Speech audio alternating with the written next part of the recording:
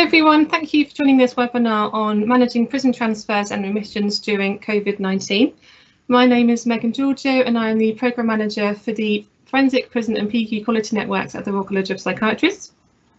Today we have Dr. Pratish Thakkar and Dr. Steve Barlow, both consultant forensic psychiatrists with Tees Esconway Valley's NHS Foundation Trust. Any questions that you would like to ask them throughout the session, please use the Q&A function at the side of the screen. We hope to get through as many as possible, but if we aren't able to, we will be in touch following the webinar, and we will be sharing a recording of the event as well for anyone that's been unable to sign on today. So we hope you find it useful, and I'll now hand over to Pratish and Steve. Hello, everybody. Like I was just introduced, I'm Dr. Thakkar. I'm a consultant psychiatrist. I'm based in Middlesbrough, and I've got Dr. Barlow with me, who is the senior clinical director and also the clinical director for the new care models here. So thank you, to Quality Network really for this opportunity. And so we're not an authority on this, but we are clinicians who are also in the same boat as everybody else.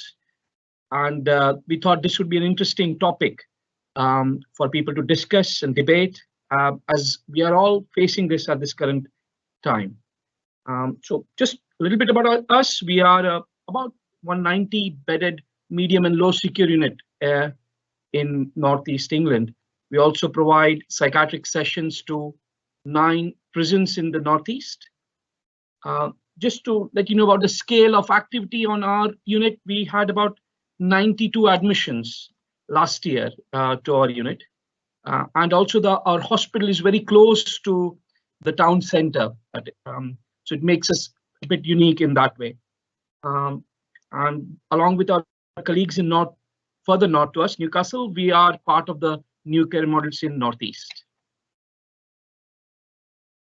So the presentation is fairly straightforward. I'll present some of the background and the national sort of context to the issue. I'll go through some of the guidelines that have been produced and the work that is being done in prisons and hospitals. And then I'll pass it over to Dr. Barlow. Before that, in between, we'll have a short break to see if there are any questions which we both could answer. And then following that, Dr. Barlow will take over and will present how our local policies were developed, which he helped to write, and also some of the chronology of events leading to it. We then will also have some case vignettes, and these are, they're not, I hope they'll be typical of all the issues that everybody else is facing as well. If you can ask the questions as we go along, and I'll keep an eye with Megan and see if there are any questions I wish to answer. Right. As we know, far beyond any communicable disease, the impact of COVID-19 on health services has been unprecedented. It has presented us with many difficult ethical, legal, moral questions. It has affected the mental health services in various ways. So, for example, there's an increased anxiety in the population. There has been an impact of social distancing and isolation. A lot of services such as day centers, routine outpatient appointment were cancelled, and appointments were offered by telephone or through video link. I was at a talk earlier this week from the Manchester Business, so Northwest Business Unit, where they showed that there had been a 90% reduction in the use of IAP services. In my trust as well, in our trust here, anecdotally again, but there are, from speaking to my adult mental health colleagues, there has been a reduction in the use of crisis team, for example, up to a third reduction in caseloads with them. And there has been an increase in pressure for the services to manage patients more in the community. Added to that, of course, was the uncertainty of how long this will go on for, what's the end point. There were issues with the testing, but which is improving now, and hopefully we'll have some antibody tests soon as well, which may relieve some of the sort of asymptomatic infected people previously. In medium secure unit, of course, we had more uncertainty. which was worse. We could not answer the questions that our patients were asking us. A lot of groups, such as the occupational therapy, educational, vocational groups were stopped. Leaves had to be stopped. Patients were sort of locked in a ward environment. So we, in addition to the pressures that already what I described, we're facing further pressure in the secure units. So what about the prisons then? Sort of based on the available data from NHS England, NHS Improvement, and the mental health case sort of section, casework section and the Her Majesty's Prison and Probation Service, what we know is there are about 1,000 prisoners transferred from prison to mental health mental health inpatient services, and about 300 are transferred back, which equates to about 83 transfers and 25 remissions per week. Sorry, per month. It is, of course, it fluctuates month to month, and I know for a fact that this has reduced by 50% in the last month.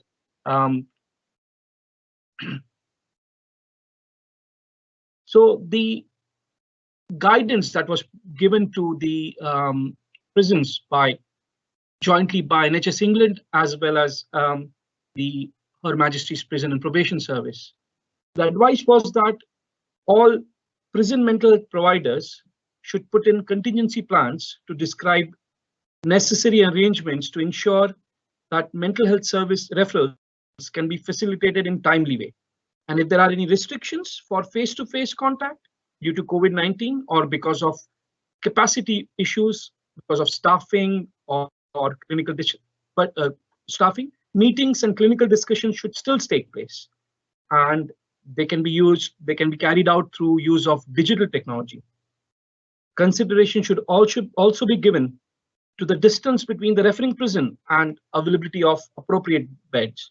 So what they were saying that maybe individuals could be placed in appropriate services which may be closer to the referring prison, and this could be not outside the natural clinical flow or the normal catchment area of the individual. The coronavirus bill was passed on the 26th of March 2020, and it contained several emergency provisions, which included amendments to certain aspects of the Mental Health Act regarding, for example, second opinion, safeguards, and detention periods. But of course, it was with the caveat that these will only be enacted if the mental health sector is experiencing unprecedented resource constraints.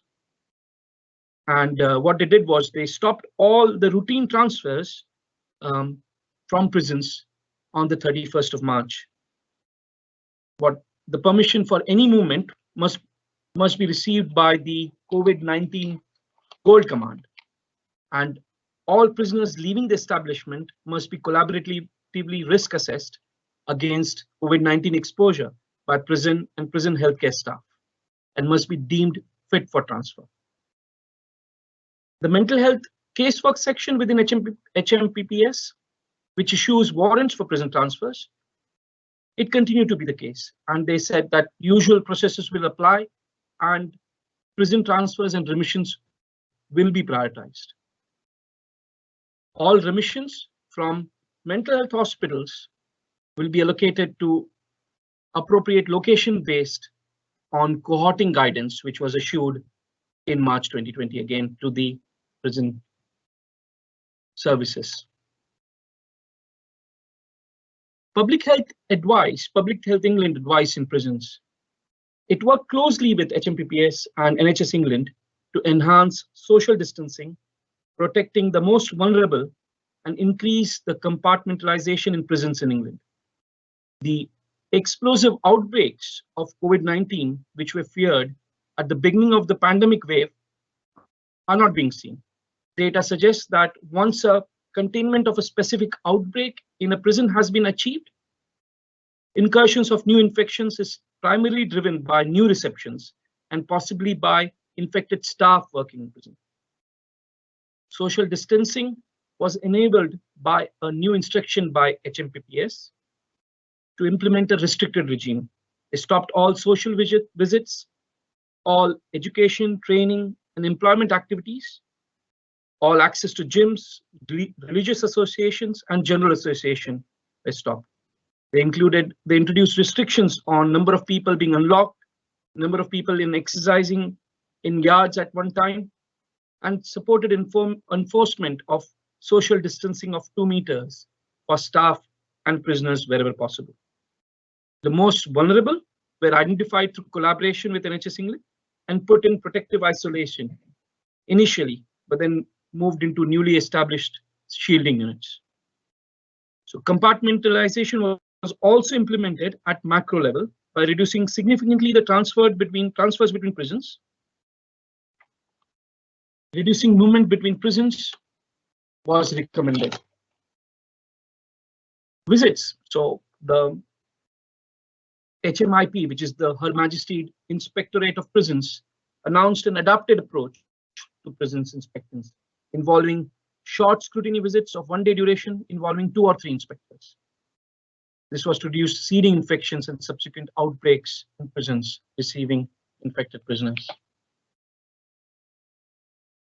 So this is a graph which shows the 7-day moving average curve of cases and total cases. So outbreaks are occurring in prisons, but to date we have not seen an explosive outbreak which previous modeling suggested, possibly because of mitigations that taken place because of them. While outbreaks continue to be reported, the frequency is reducing and the number of cases recruited to outbreaks over time is reducing, indicating that the initial outbreak is being contained effectively. So this illustrates at a macro level, showing a decline in number of cases of COVID-19 in prisons in England over time. This is a typical prison where at prison level also we are seeing evidence of control of identified outbreaks. So this is HMP Little Hay, which provided an example, which is typical of many others. This shows that following an initial upsurge of cases in both prisoners and staff, there is a deceleration with the falling off in recruitment of cases, especially amongst prisoners. This represents the impact of social distancing and isolation of infectious cases, leading to a reduction of the reproduction number, the RO. Cases among staff are influenced both by prison and community prevalence of infection. But what is noteworthy here in this example is that in prisons, amongst prisoners, it's been well contained since 10th of April, whereas the cases among staff continue to be seen.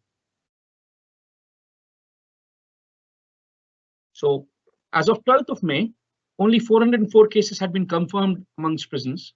21 prisoners and 7 members of prison staff died. We also know that there has been a reduction of transfers to hospitals. This is mental health hospitals in the month of April. So a press release by the Ministry of Justice showed that the jails are limiting deaths, the transmission of the virus within this state. Concerns are now being raised how purposeful and rehabilitative activities can be resumed within prisons, particularly in light of the Public Health England's assessment of risks of large outbreaks remaining in the absence of a vaccine or treatment. The government also announced pregnant women and prisoners with their children in mother and baby unit would be temporarily released. As of 12th of May, 21 pregnant women had been released. What about the medium secure unit where the prisoners are being transferred to? We know that COVID-19 is highly contagious.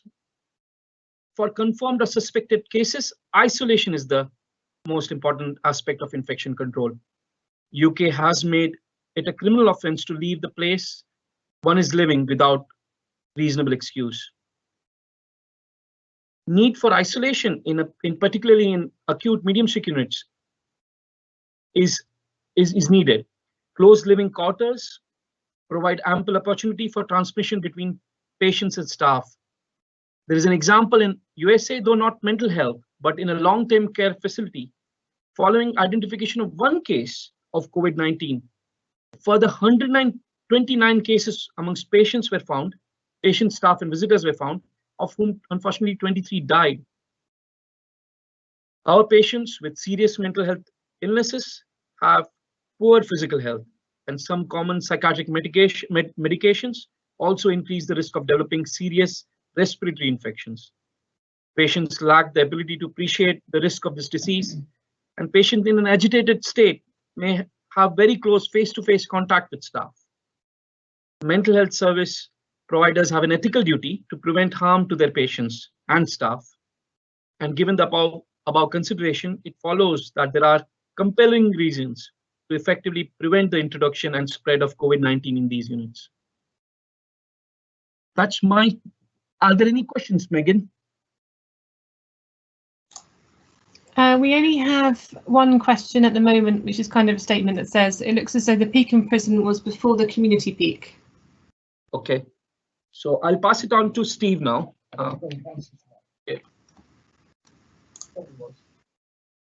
Okay.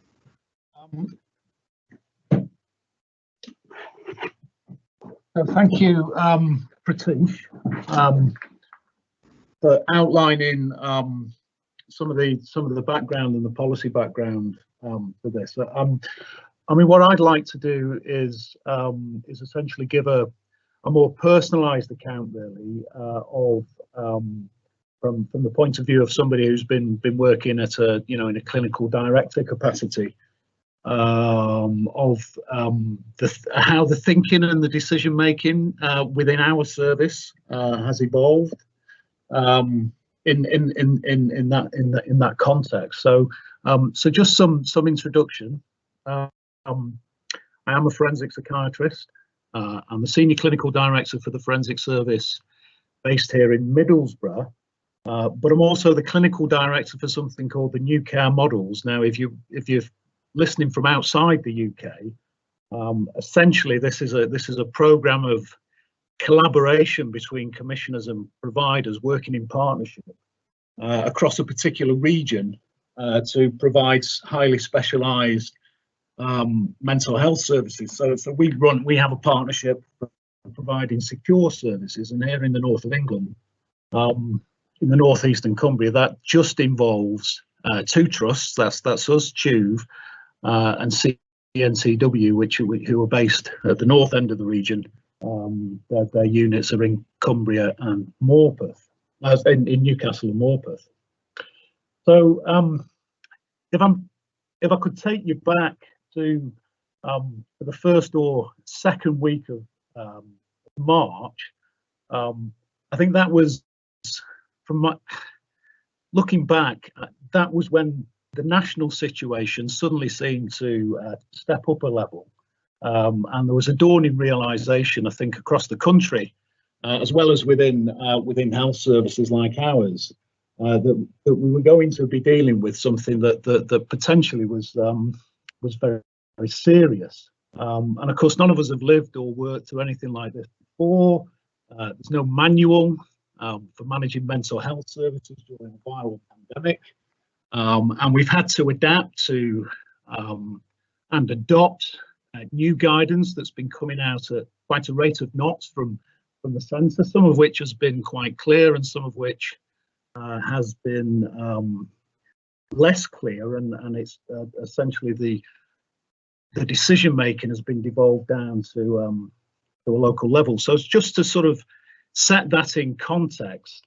On the 13th of March, just before things really started to ramp up, I attended a local prison, a remand prison, in order to assess a patient to write a report for the court. And as many of you will have experienced as you go into prisons, there's usually a search procedure. And as I went into the room where I was to be searched, I noticed that the officer that was conducting the searches wasn't wearing any gloves. And so I asked her about this. I also asked if she'd searched any other visitors that morning, and she said she had.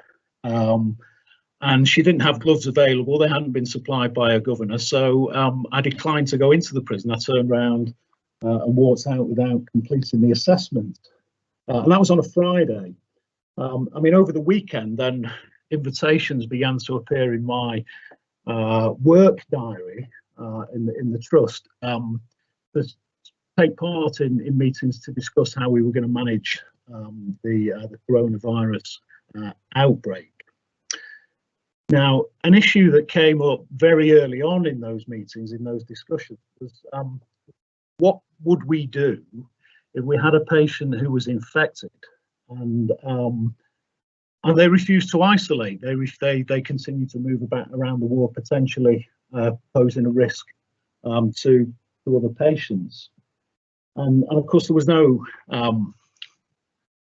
I mean, the options that sprung to mind was using the Mental Health Act and the Code of Practice and the Seclusion Protocol, perhaps considering what we could do under the Mental Capacity Act, or whether there were options to enforce isolation using public health measures, and we had some advice from a public health officer, but really nobody knew what to do about that. And in some respects, that question about what to do in those situations remains a little bit vague. Some of you may be aware that 2 days ago there was some legal guidance published by NHS England and NHS Improvement, and I just want to sort of refer to where we are now in terms of the advice from the centre of the National Health Service to mental health services regarding managing these sorts of situations. So what that guidance says is that, of course, we are in unprecedented circumstances, and there may be a justifiable need for restrictive practices in order to maintain patient and staff safety, and that this poses complex challenges to staff. We are enjoined, of course, to use the least restrictive methods in order to maintain safety, and the restrictions that we impose upon our patients, of course, have to be proportionate to risk. And we are also advised at a trust level to involve any local ethics committees. We do have an ethics committee. It was set up about a month ago, but obviously wasn't available at the start of this crisis. The guidance goes on to say that providers should develop, and I'll quote, appropriate strategies within legal constraints that respect obligations under the Human Rights Act, and that we should, quote, determine the appropriate use of the relevant legal framework on a case-by-case basis. The guidance also then goes on to say that NHS England and Improvements, in conjunction with the CQC and also with providers, will produce in due course something that showcases best practice frameworks. Now, I'm not going to comment any further on that, other than to say that as a clinician, as a frontline clinician, I don't think that provides a great deal of clarity on what I and the team that I work with are allowed to do or should do in these circumstances. So that was an aside. Just to go back to the situation with secure services and prison and transfers and remissions. So in this service, and I'm sure it's pretty much the same around the UK. Approximately 70% of our admissions come directly from prisons. We did expect the prisons to become a hotspot for infections. They haven't. We're not sure why that is.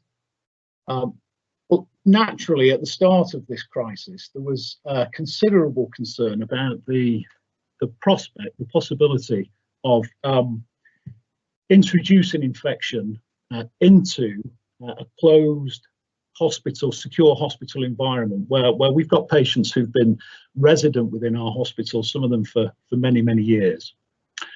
In the same context, psychiatrists were advised by our management to conduct regular prison clinics remotely, so to reduce the risk of cross-infection from staff going into prisons and coming back into the secure inpatient service. There have been concerns in the prisons about the availability of PPE for healthcare staff. I mean, at one point, our healthcare teams were were informed that they needed to bring in their own PPE because the only available PPE they had in the prisons had to be reserved for prison employees.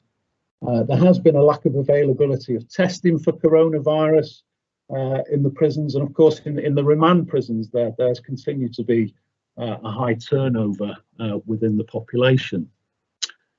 So, third week of March, on the 20th, some of the senior clinicians and operational managers within our partnership in this region had a discussion about what we should do, and I was tasked with making a request to our partnership board that was meeting later that afternoon to request that we put a halt on all but the most urgent admissions, and that was what we felt was necessary and appropriate at that time. Remember, we're just about a couple of weeks into this crisis, and I did make that case at a meeting that was over the telephone, and you could feel across the telephone line the discomfort from the meeting was being chaired by one of our trust chief executives. I was told to put the proposal in writing, and I did over the course of that weekend. Now, it so happened that Pratish was on call for our secure inpatient service over that weekend, and that was the weekend that we had our first case of COVID-19 within the secure inpatient service. And I have to say, at that point, I thought we were done for. I thought this thing would spread through the secure inpatient service like wildfire, and we would be, dealing with a major catastrophe.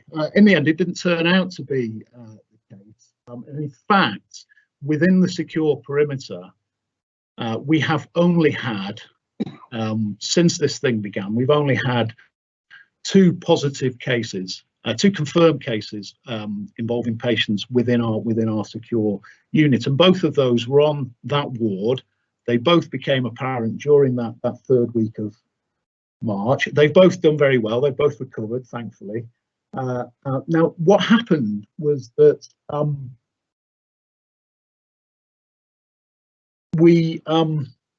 all the patients on that ward, once it was confirmed that two of the patients were positive, all the patients on that ward agreed to self-isolate within their rooms. The staff working on the wards were placed in basic PPE, so that's masks, gloves, and gowns. There was a marked reduction in disturbed behaviour and incidents on the ward over the next 2 weeks. One of the patients with pre-existing respiratory difficulties did become quite gravely ill and had to be admitted on 2 or 3 occasions to the local acute hospital, which led to us having considerable anxiety and debate about what would happen should she go into arrest and require resuscitation, because I think this is still the case. There was a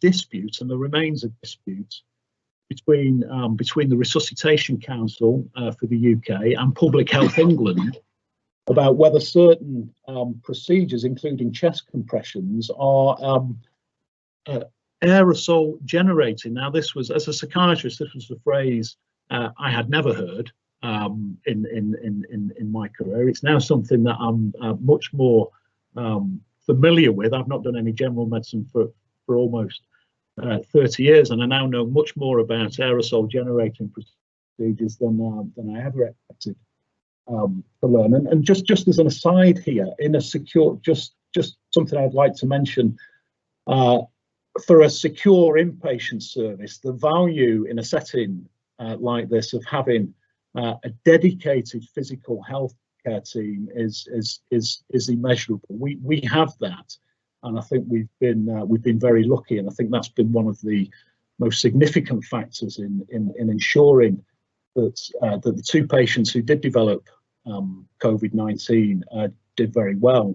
and that I think that has also helped contain the spread of infection just to that ward. So going back, so that occurred over the course of that weekend of the 21st and 22nd of March. On the 23rd, I did send my letter to both chief executives asking essentially to close to admissions. Of course, this request was declined, and a few days later, guidance came out from NHS England on managing capacity and demand in mental health and learning disability and autistic services. And it was apparent that the message that was coming down from the top, that was perfectly reasonable, is that whilst it was clearly not business as usual for mental health services, we clearly had to remain open for business. So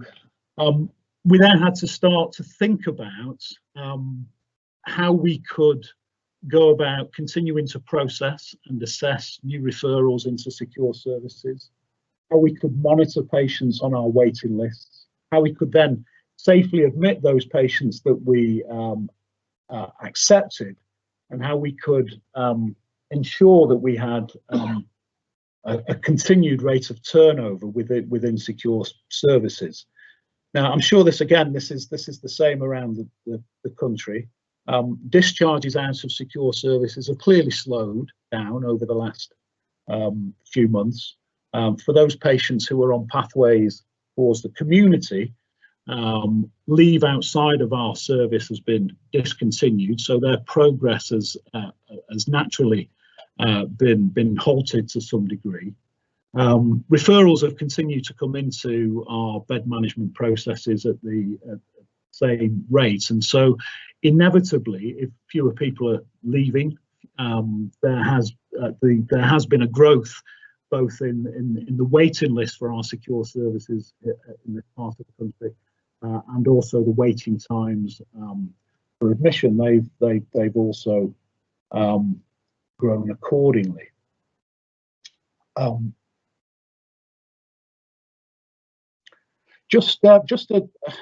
mentioned PPE.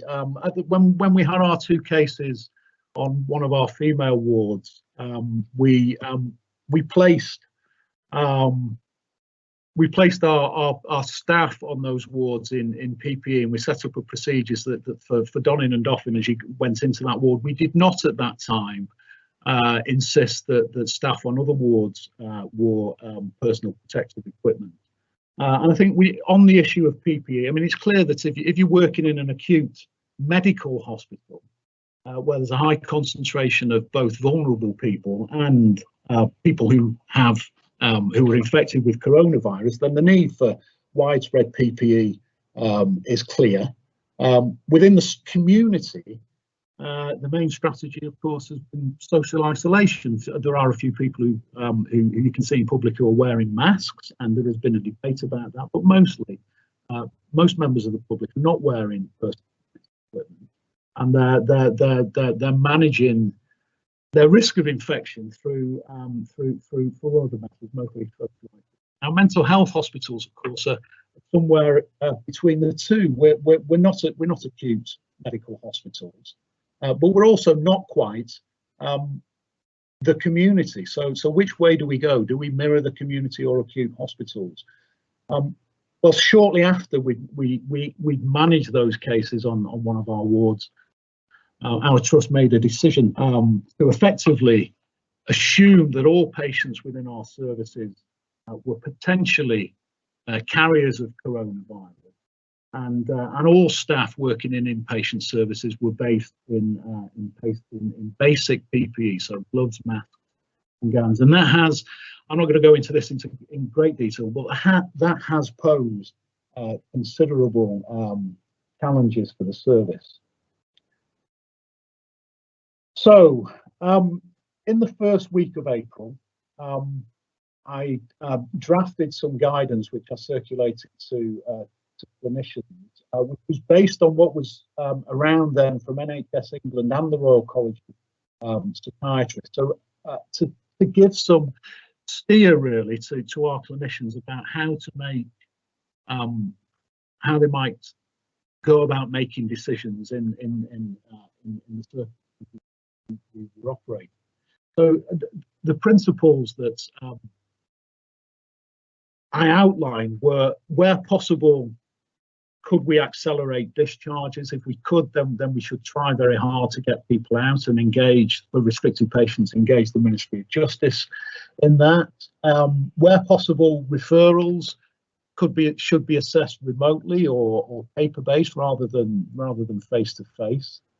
The assessment of referrals now, of course, needed to take into account the risk that the patient may have been exposed in the environments where they were based to coronavirus, but also to assess their particular physical health vulnerabilities. And in terms of the timing of admissions, I think it was necessary for clinicians in receiving services, so in secure services, to communicate very clearly with referrers and to discuss the balance of risks involved in the transfer, and to ask questions about whether the patient that we were being asked to admit, what was the likelihood that they would voluntarily cooperate with measures to self-isolate. The next thing to think about was what should we do if there was a disagreement between the referrer, the referring clinician, and the receiving clinician about the urgency for transfer, about whether transfer could be delayed or whether it should take place. So we discussed that and came up with a process that essentially had 3 levels to it. So at a clinical level, we encouraged clinicians to discuss these cases on a regular basis and to arrive at some consensus around the timing of admission. If there couldn't be some agreements, if they couldn't agree, then the case would be escalated to me as the clinical director for the new care model, and I would give opinion and advice to our 2 operational directors in both trusts, and they would make the decision operationally about whether the admission should take place. And if they couldn't agree, then the next level of escalation would be to the trust medical directors. And then we started to look at how we could modify services within the inpatient service in order to help manage the crisis. Now, as a result of something called transforming care, those of you who work in learning disability services will be familiar with this. There has been a reduction in the number of inpatient beds for patients with learning disability and autism in all mental health services, but secure services as well. That left us with actually some empty estate that we were able to think about using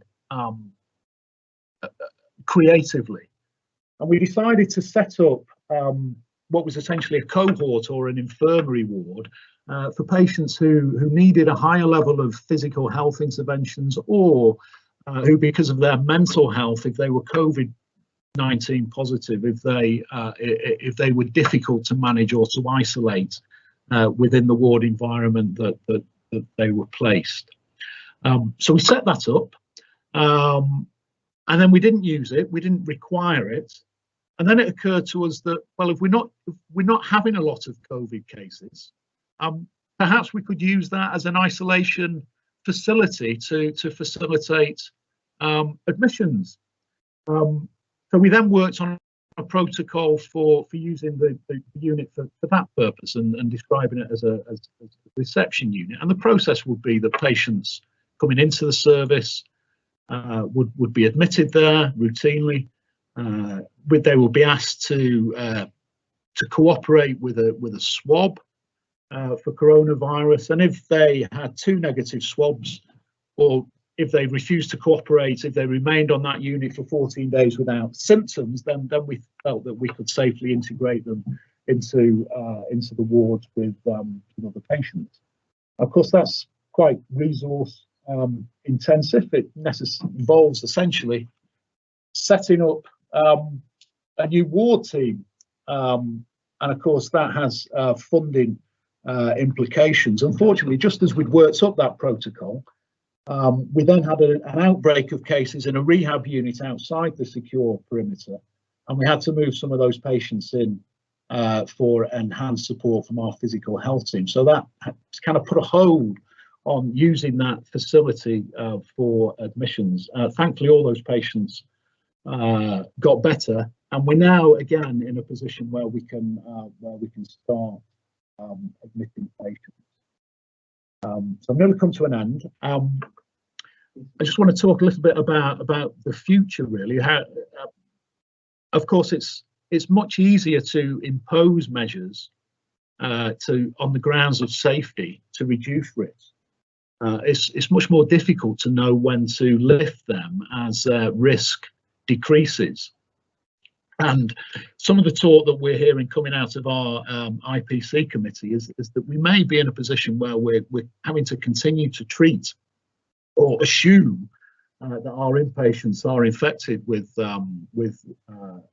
SARS-CoV-2 for anything up to the next 2 to 3 years.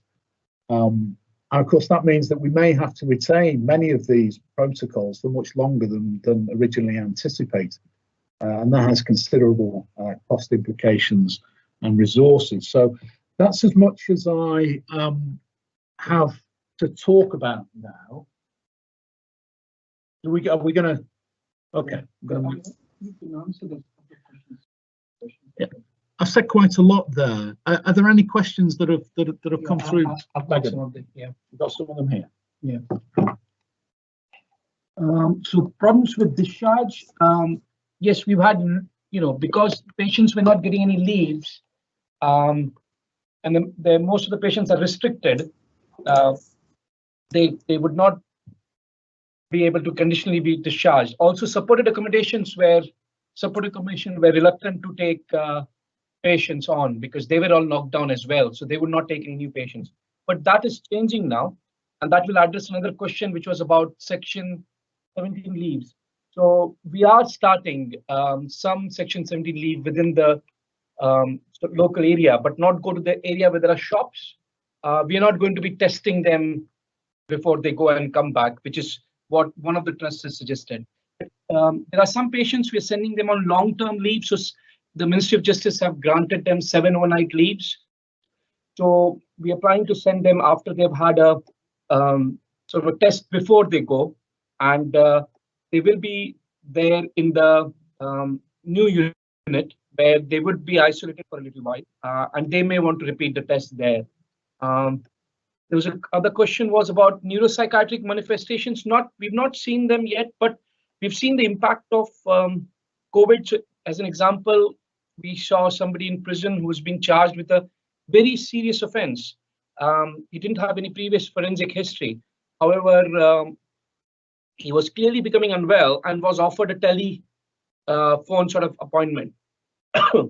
And would a face-to-face appointment would have led to maybe a mental health assessment and detention? We don't know, but then this led to a serious offense. There's a question about restricting leave and whether this could be a challenge. That's a very good question. Yeah, I mean, so far there have been no challenges, but our patients don't tend to sue us much. So, but it's a very good question about we have the fact that we've just stopped everybody's leaves. I think in theory these things are open to challenges. Question about whether PPE has been an issue with the service. Well, we could do a whole webinar on that, particularly around enhanced PPE and the procedures, the difficulty we've had developing procedures for aerosol generating procedures, which within our service don't just include cardiac arrest and chest compressions, which fortunately are relatively rare, but more commonly we have patients who deliberately swallow things in order to try to choke, and the use of McGill's forceps has been defined as an aerosol generating procedure, and that there have been considerable challenges around ensuring that staff are fitted for enhanced PPE and available to respond to those situations when they occur. Do we know how the infection rate and death rate in secure hospitals compares with those in prisons? Well, we don't. We've had very few cases, so I'm not sure that from our experience we can comment upon that. Our trust is looking to taking COVID tests 72 hours before granting any Section 70, and then requiring patients who's had leave of over 72 hours having another COVID test on return. What are your procedures re COVID tests? Well, we've tested people who are symptomatic, and we have retested them. We've also tested people who've been transferred. We've had a number of people who've had exacerbations of existing health conditions, and they've been tested. Our view with respect to testing people on admission, we've had some debate about this and whether we should ask prisons to do a swab test before they transfer patients. My own view is that the most valid test can only take place once they've arrived here, because there's no guarantee between the test and the result that they may not have had further exposure. There is a question about use of seclusion, and the guidance is not clear. So this is a case vignette we thought we'd talk about, where if a patient, I mean, this is a combination of 2-3 patients really rather than one. Somebody who is on one of our long stay wards and is acutely mentally unwell, as well as now is showing symptoms of dry cough, and we cannot test. He's refusing to have the test, but also is not cooperating with self-isolation. So what would you do in such instance? I mean, the guidance again is not exactly clear. Can you seclude them just for that reason, because he's not, or one of the current guidance is you try to persuade them to stay in their room, but then how much can you there is risk of harm to others. And the second case we thought was, again, what would you do if somebody who's newly referred from prison or new transfer from prison, and we don't know the status, but can they give consent because they are psychomanic, presenting with symptoms? One of the sort of suggestions we've had is use of like a reception ward, which Steve has already spoken about. But these are some of the ethical sort of legal considerations which we have to go through every day. I mean, of course the code was long before people anticipated a crisis like this emerging. And so, I mean, the fact of the matter is there isn't a clear legal framework for forcibly isolating patients who may be infected within psychiatric facilities and pose a risk to other patients. Seclusion is one option. So within our trust, we've struggled with this, and we've put certain things. We've discussed this within our ethical committees, and we've now got some more detailed guidance which has been drafted, which we are considering, that involves a sort of stepwise process. So the first stage, of course, is voluntary self-isolation, and with the cases that we've had, patients have largely cooperated with that. If they refuse to cooperate with that, then there is then we try to encourage them, or we would try to encourage them to continue with that and to try to negotiate that with them. If they become disturbed and aggressive, and if they are posing a risk of serious harm to other patients within the environment, then of course seclusion and segregation remains an option. But of course we have to be mindful that any steps that we take to restrict patients, even detained patients within our facilities, need to be proportionate to the risk that they pose to themselves and others. And you know, as the NHS England has said, each case must be dealt with on a case by case basis. So, Megan, Pratish would like. Are there any more questions? I'm conscious that we've got about 7 or 8 minutes left. Are there any other questions that have come through? I think you've covered them all, as far as I'm aware. Nothing news listing in the box. Was there a bottom one about? Are the prisons doing video conferencing? Well, you know more about this than I do, because you've been doing medical legal assessments through there are some, through video link. There are some video conferencing. In fact, HMP Durham this week said they might be using Skype as well for doing any medical legal visits, really. But again, it's very difficult to get in to the video link sort of room, because the sheer number, because there are no legal visits going at all. So it's very difficult. And especially for mental health assessments, they're generally delayed so much that they're so unwell that unfortunately for admitting people have had to go. And Steve is going to Winchester on Fridays, tomorrow that is, yeah. I'm going to do an assessment, although part of that, I have to confess, is I've spent so long in the office doing the same thing day in, day out since this crisis began, that it's a welcome change of scene to go and do some clinical work. So I've volunteered to travel to Winchester tomorrow to assess a patient. But I think it does warrant, that one does warrant a face-to-face assessment, because it's quite a complex referral. There's a question from Gaurav about managing seclusion reviews in terms of frequency and face-to-face reviews. Well, since all of our staff are on the wards, including you know, the doctors and other allied health professionals are wearing basic PPE, we've continued to conduct seclusion reviews pretty much as normal, face-to-face, open door, sticking with the you know, with the protocols as set out in the code of practice, and we expect to continue to do that. With one or two of our more behaviourally disturbed patients, then there have been issues around enhanced PPE, particularly with patients who are prone to induce, who've been prone to induce choking, and that has caused some difficulties. But essentially, we've managed seclusion as we would regardless of COVID. How did we balance the need to reduce overcrowding in the hospitals and limiting discharges? Well, we tried to accelerate discharge from a few patients. I mean, essentially, in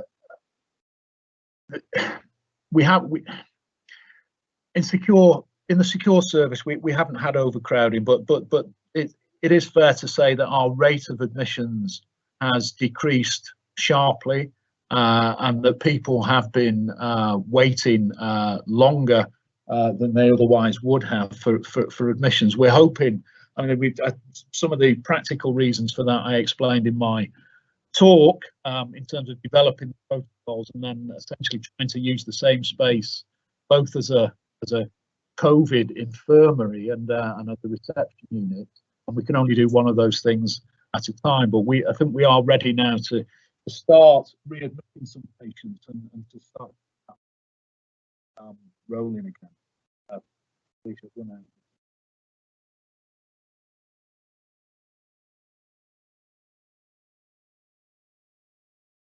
How do you manage asymptomatic patients as somebody could be?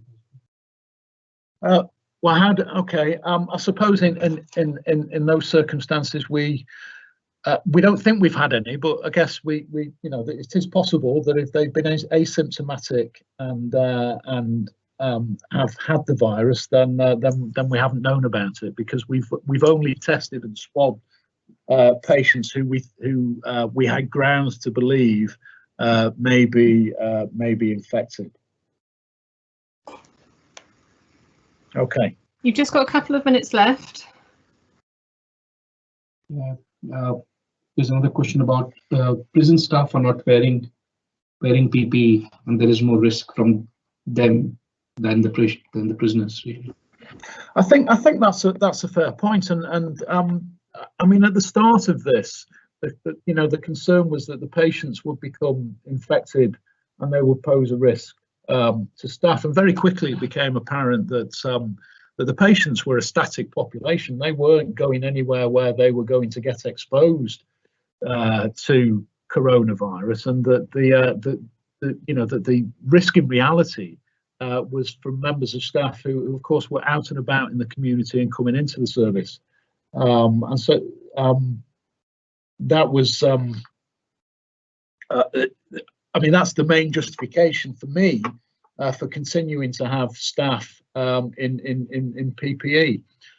There were some urban myths that went around the service that wearing your masks back to front protected you from the patients, and wearing you the right way around protected the patients from you. And we've had to do an awful lot of, well, not an awful lot. We have had to do on a regular basis some myth busting, and we've put out briefings to staff pretty frequently throughout the whole of this crisis, as well as briefings to patients and briefings to carers, because of course we have restricted visits into the secure service, and we haven't spoken about that, but they've been we've had some visits. They've been in exceptional circumstances, but essentially routine visits into the service have halted, and we've dealt with that, or tried to mitigate that, by introducing tablet computers to allow patients to talk to their relatives and loved ones using Skype and other face-to-face software communications. We've also relaxed our restrictions on smartphones within the secure facility to enable patients whose visits have essentially been halted to continue to be able to communicate. Naturally, there are some issues that arise with that in secure services, but on the whole, we think that that's a reasonable relaxation to take, given the extraordinary circumstances and given the fortitude really that our patients have shown in essentially being confined to their wards for now about 10 weeks. So it's they have been remarkably good and remarkably patient during this whole crisis, and great credit to them, great credit to the patients. Okay, I think we're going to have to finish it there. Just like to thank you very much for such a comprehensive and informative session. I think we've had lots of questions throughout here, so it shows how engaged the audience have been. We'll be sharing the recording online in the next couple of days, and we also have another webinar planned for next week, so keep an eye on your inbox if you'd like to sign up for that one as well. But I hope you all enjoy the bank holiday weekend, and we'll see you soon. Okay, thank you very much, everyone. Thank you. Bye.